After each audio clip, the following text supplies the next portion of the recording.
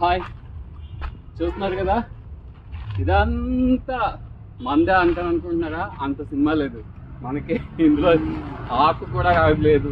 కానీ చూస్తున్నారా, ఇది కోకోవా ప్లాంట్, మొత్తం కోకోవా ప్లాంటేషన్.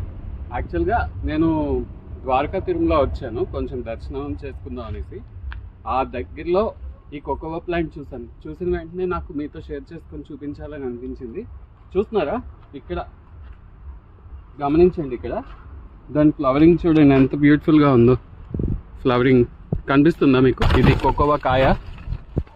హార్వెస్ట్కి రెడీ అయితే ఇలా ఉంటాయి అన్నమాట, ఎల్లో కలర్లో రెడీగా ఉంటాయి. ఇది హార్వెస్ట్ చేయొచ్చు, మంది కాదు, బట్ ట్రై చేద్దాం, దొంగతనంగా ట్రై చేద్దాం. దీని లోపల పల్ప్ ఎలా ఉంటుందో చూపిస్తాను కానీ.